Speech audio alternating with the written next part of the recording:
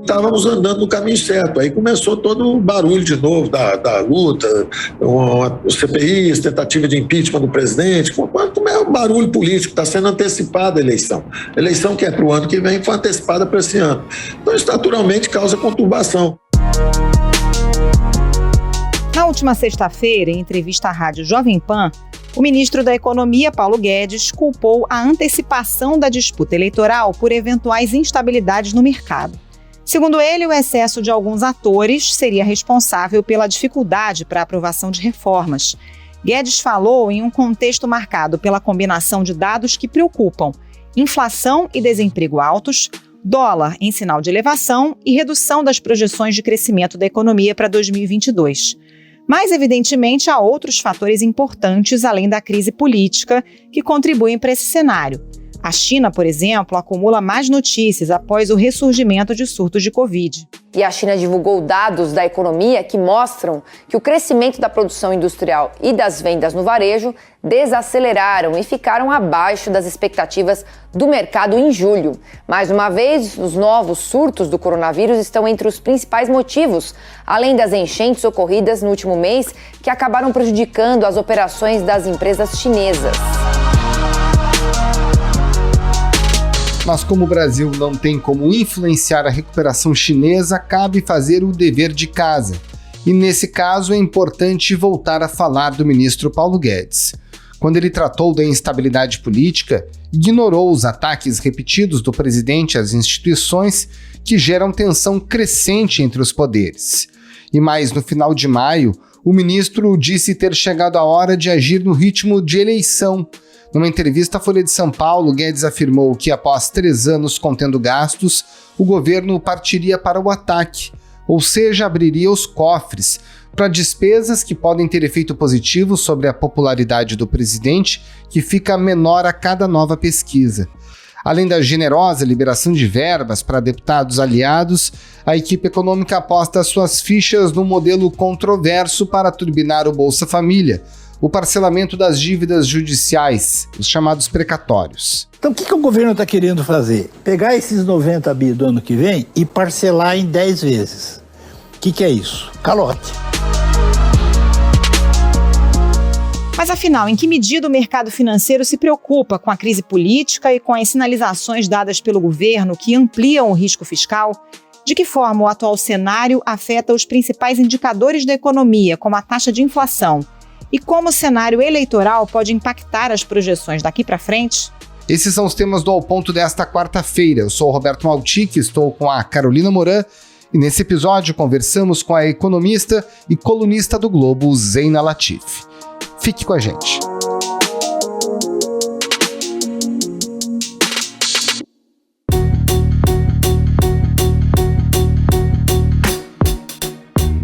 Zeina Latif, toda semana tem uma nova agonia na agenda política. O presidente da República faz ameaças sistemáticas às instituições, ao processo democrático, ao sistema eleitoral e aí por diante. E a Bolsa sempre pareceu alheia a tudo isso até muito pouco tempo. Mas em meados de julho a gente viu algumas mudanças no comportamento, a Bolsa em queda e o dólar se mantendo em patamares elevados. Em que medida que essa instabilidade política tem relação com essa mudança nos indicadores? Olha, eu acho que tem alguma coisa, mas eu acho que tem um espaço ainda para piorar mais. Quando a gente olha preços de ativos no Brasil, claro, a gente sempre tem que olhar o contexto internacional e ver o quanto a gente descola. E tem também as especificidades de cada preço de ativo. Então, por exemplo, quando a gente olha o comportamento da Bolsa, tem que lembrar que a gente tem o Banco Central subindo juros e isso retira a atratividade da renda variável, então acaba também tendo ali, machucando um pouco a Bolsa. Então não dá para a gente, quando faz uma análise da piora do mercado, tem que tomar um cuidado de não exagerar na análise de questões políticas ou questões internas. Só que, por outro lado, eu vejo ainda uma certa complacência ou uma postura dos mercados ainda de dar um certo benefício da dúvida, ou seja, eu acho que, a depender de como venha a ser o caminho até a campanha, eu acredito que nós temos mais espaço para deterioração de preços de ativos em função do ambiente interno. Então, acho que ainda tem muito mais água para passar embaixo dessa ponte. Zeina, no começo de agosto, a gente teve um manifesto importante, assinado por empresários, economistas, banqueiros, artistas, muita gente, em defesa do processo eleitoral e da democracia. Qual é hoje esse clima no mercado financeiro a respeito disso? O que se pensa no mercado sobre essas possíveis ameaças ao processo democrático e às eleições? Olha, acho que dá para a gente dizer que, de uma forma geral, esses temas não impactam preços de ativos ou seria algo muito marginal. Claro, isso não quer dizer que pessoas do mercado financeiro não se incomodem, e participaram desse manifesto. O documento destaca que o princípio-chave de uma democracia saudável é a realização de eleições e a aceitação de seus resultados por todos os envolvidos. Mas, geralmente, o que a gente observa de dinâmica de preços de ativos, primeiro, reage muito mais a fatores de curto prazo e não coisas como esses desdobramentos que podem estar sendo interpretados como bravatas, enfim, algo que de fato não vai se concretizar.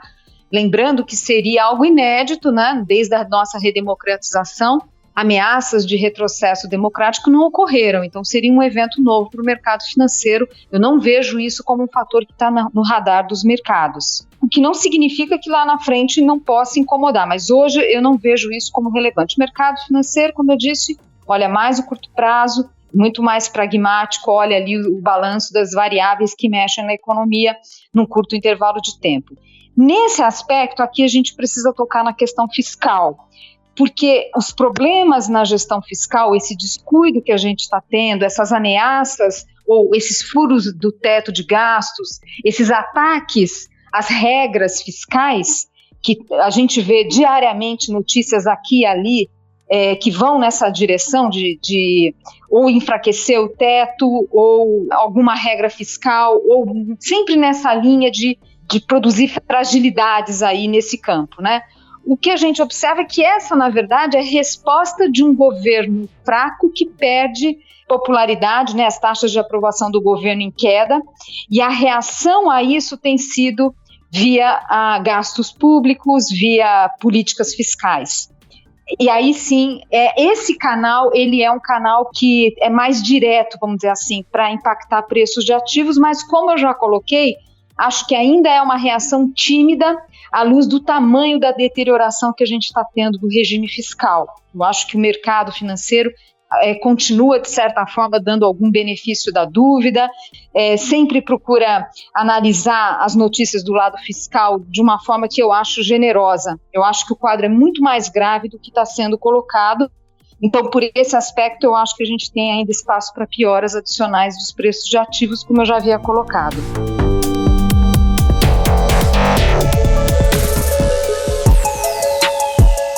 Zeina, a gente sabe que quando a questão política pega mais forte, o dólar reage imediatamente. Quando o dólar reage, a inflação também é impactada. Em que medida que esse nosso cenário político atual já impacta ou pode impactar a inflação?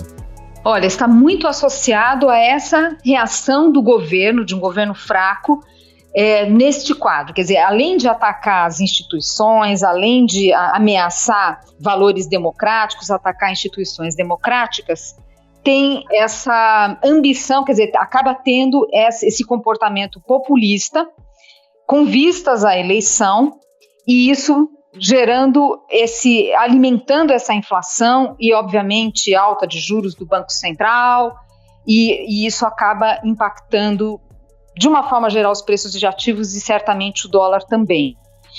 No caso, é claro que a alta da Selic, em alguma medida, pode até conter essa contaminação do fiscal sobre o câmbio, é verdade. O Comitê de Política Monetária do Banco Central subiu pela 4ª vez seguida a taxa básica de juros da economia brasileira. A alta dessa vez foi mais forte, de 1 ponto percentual. Isso elevou a Selic para 5,25% ao ano. Os juros sobem e isso ajuda a conter um pouco a alta do dólar, mas não faz milagre. Não faz milagre. Então, essa percepção de risco, essa percepção não só de risco do lado fiscal, mas de fato a expansão de gastos isso dá uma tremenda dor de cabeça para o Banco Central, porque ele tem que subir juros para compensar esse estímulo à demanda que está vindo do outro lado, fora a piora, né, da percepção de risco na economia. Esse ponto da inflação, que obviamente é o que tira o sono do Banco Central, isso é importante porque as pessoas geralmente acabam dando peso além do que deveria para fatores temporários, para fatores transitórios. É verdade que tem crise hídrica? É verdade.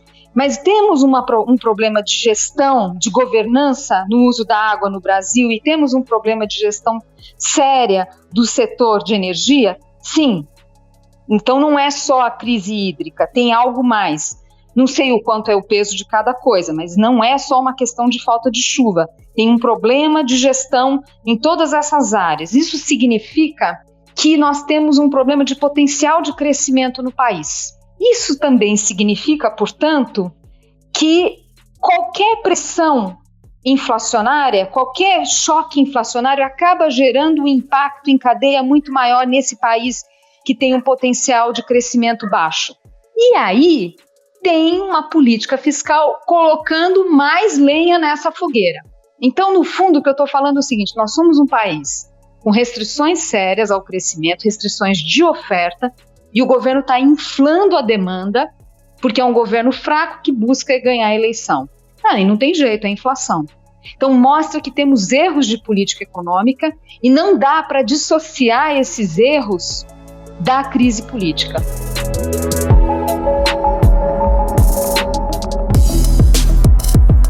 Zeina, o que a gente pode dizer a respeito da condução do Ministério da Economia de todo esse processo? Porque a gente tem um ministro, o Paulo Guedes, que dá sinais trocados, né? Por exemplo, na semana passada ele disse que a economia estava sendo afetada por turbulências provocadas pela antecipação do processo eleitoral, com CPI, pedido de impeachment do presidente, etc.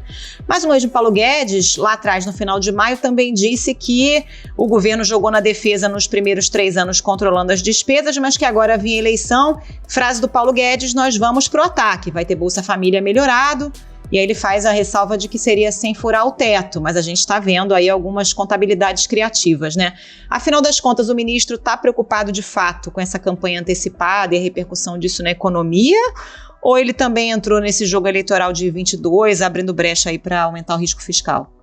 Olha, o que eu vejo da atuação do ministro é que ele segue uma linha de negação dos problemas fiscais que mostra que alguma coisa errada tem, né? Então, assim, é difícil dissociar do quadro eleitoral por essa frase mesmo que você lembrou. Qualquer que seja a razão, o fato é que está tendo erro de política econômica e a inflação é a prova mais contundente disso. A inflação é como um selo de qualidade para a política econômica, e a gente está perdendo esse selo de qualidade. Um exemplo agora é a questão dos precatórios. Há anos o Tesouro Nacional faz aquele balanço dos riscos fiscais. Tem esse relatório, é um relatório importante, que a gente vai lá e olha tudo que preocupa, tudo que pode ser, né, se transformar em passivos para o Tesouro Nacional. E tem essas questões de processos judiciais e, né, potencial de crescimento de precatório. Os precatórios já tinham, né, nós já tínhamos levado um susto com o crescimento do ano passado. Para que serve o teto de gastos? Para ver o que está acontecendo, acompanhar os processos, não deixar perder prazo, fazer o devido diálogo com os órgãos envolvidos. Você tem que agir no problema e não simplesmente falar, olha, eu não sabia que estava acontecendo.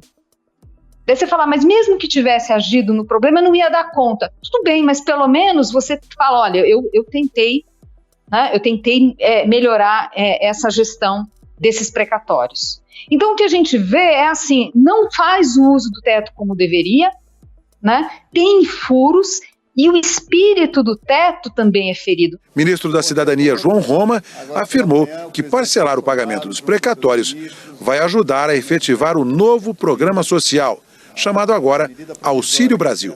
É óbvio que cada vez que você renova políticas públicas de aumento de gastos, ainda que meritórios, mas você não procura compensar cortando em outras frentes, você está fragilizando o ambiente macroeconômico e acaba sendo contraproducente, porque você dá numa mão e tira na outra. Você está dando benefício e está perdendo o ponto de vista de aumento da inflação. Então, no fundo, o que eu quero dizer é o seguinte, com regra de teto, sem regra de teto, qualquer que seja a regra, o fato é que a gente está enfraquecendo o nosso regime fiscal, né? E por esse aspecto nós temos um retrocesso no país. Lembra muito o período Dilma, quando fazia aquelas contabilidades criativas e que no final a gente olhava a meta de superávit primário e essa meta não valia de nada, né? Porque tinha um monte de coisa contabilizada de fora, tinha pedalada, tinha coisa que não era contabilizada, tinha adiamento de despesa, tinha contabilidade criativa com estatais, com BNDES. Então aí você olhava e falava, bom, eu não sei, eu não consigo fazer projeção de fiscal, né? Então isso a gente está perdendo, porque cada dia uma notícia de uma medida nova, de um ruído novo, e a gente perde essa previsibilidade. Então qualquer que seja a motivação, a gente está falando aqui de erros de política econômica e que não é erro que é fácil corrigir, porque a gente está falando aqui de retrocesso institucional. Zey, na Câmara está nesse momento debatendo mudanças no imposto de renda, né, com impacto direto na arrecadação de estados e também dos setores produtivos. A gente não sabe ainda exatamente o que vai ser aprovado, o que vai ser tornado lei. Tem a discussão também da reforma tributária, que ficou um pouco no segundo plano nesse momento. O quanto esse debate influencia as previsões econômicas? Aqui é importante fazer uma observação. Quando a gente fala desse novo Bolsa Família, para que ele ocorra, para que ele seja criado, tem duas condições aqui de regras fiscais que a gente tem que cumprir. A regra do teto e a lei de responsabilidade fiscal.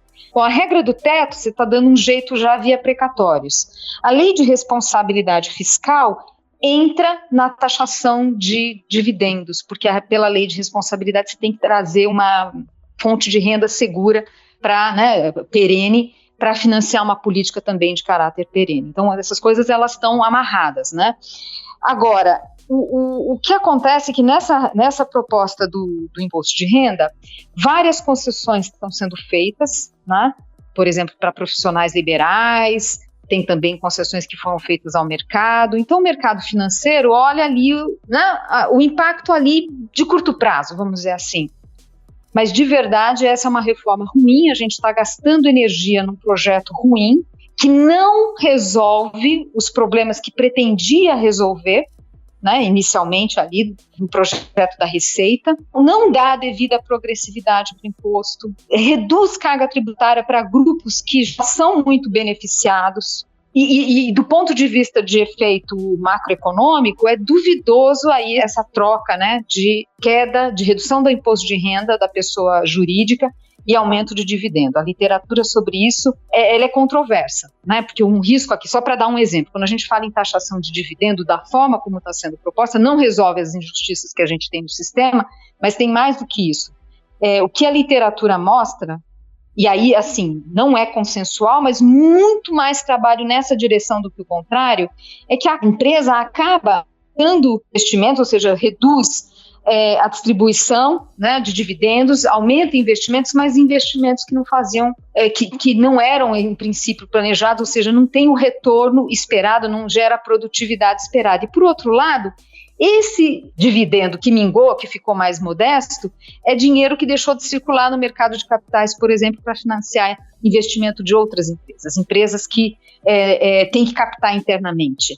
Então, só para colocar que a gente pode ter um susto de ver aumento de taxação de dividendo, em vez de aumentar investimento na economia, reduzir, pode até aumentar o investimento ou produtividade, pode até aumentar da empresa, mas não no conjunto da economia. Por que eu estou falando isso? Tem outros detalhes, tem outros assuntos. Aqui eu pego esse exemplo para colocar o seguinte: tinha que ser tratado com mais cuidado, fazer mudanças mais marginais e testando, e não dessa forma, cheio de furos, cheio de inconsistências. Então, de fato, é um projeto ruim. Poucas coisas ali vão na direção correta.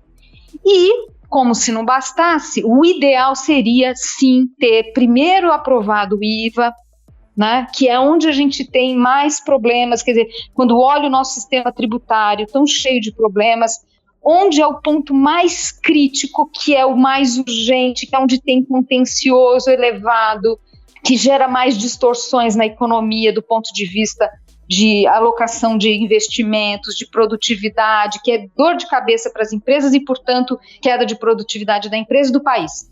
são os impostos chamados, né, os chamados impostos sobre o consumo. Então, era o caso de primeiro fazer o IVA, avaliar o impacto na economia e depois avançar nessas pautas.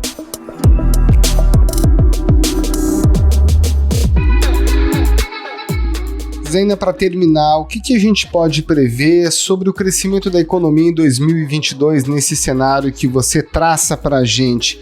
Né? As projeções de crescimento têm caído progressivamente mês a mês. O que dá para esperar?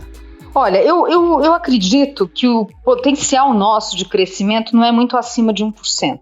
A gente olha, né, uma economia que de fato não tem capacidade de arrancada. Então, eu acho que soma-se a isso os erros de política econômica e o Banco Central tendo que subir juros. O auge do impacto dos juros do Banco Central é ano que vem. Então, eu acredito que ainda tem viés tanto para piorar as projeções de inflação, como aumentar as projeções de Selic, como reduzir as projeções de crescimento.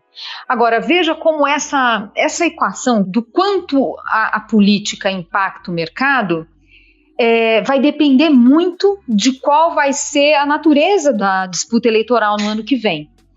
A minha avaliação é que, e isso eu acho que é possível afirmar, que uma parcela, enfim, acho que o mercado já certamente não vê mais o Bolsonaro como no passado, ou o próprio Paulo Guedes. Então, em outras condições, se a gente tivesse, digamos que a gente estivesse tendo uma política econômica realmente muito boa, inflação controlada, o Banco Central tendo que fazer ajustes muito modestos nos juros, realmente assim, o teto sendo preservado apesar de todas as dificuldades, provavelmente esses ruídos políticos iam gerar muito mais estresse no mercado, que iam falar, puxa vida, você tem aí uma boa condução de política econômica, mas por alguma razão, questões políticas, por exemplo, porque não conduziu bem a pandemia, sei lá, por alguma razão, e aí o presidente não vai se reeleger. O mercado ia estressar e muito. Agora, como a gestão da economia é ruim, hoje machuca menos. Então, eu falei o tempo todo do mercado dar o benefício da dúvida, eu acho que é mais do que isso, é a convicção que o Bolsonaro não necessariamente é uma boa opção. Né, essa percepção de deterioração da política econômica e que mais um mandato do Bolsonaro a gente pode ter sérios problemas. Então, eu acho que isso cada vez mais aparece no mercado. Vai depender de aparecer ou não um nome competitivo de centro para essa questão política, né, a forma como ela vai impactar as eleições. Digamos, por alguma, né, apareça um nome competitivo, que hoje não é o cenário básico do mercado, certamente, mas digamos que apareça um nome competitivo, aí vai distensionar o mercado. A gente vai ter um comportamento muito mais favorável dos preços de ativos, da mesma forma quando lá atrás começou a ter a discussão mais séria de impeachment, que isso favoreceu bastante preços de ativos, é a mesma lógica. Então veja que não dá para esse canal entre crise política e preços de ativos tem muitas nuances. Por isso que é tão difícil fazer projeções. Zeina Latif, muito obrigada pela participação. Bom trabalho para você. Muito obrigado, Zeina. Um abraço. Eu que agradeço. Um abraço.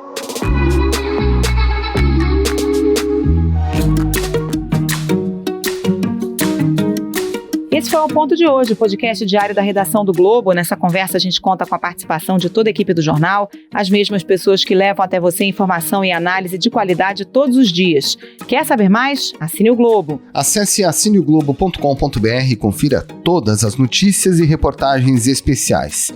A edição é do João Guilherme Lacerda. Tchau. Até mais.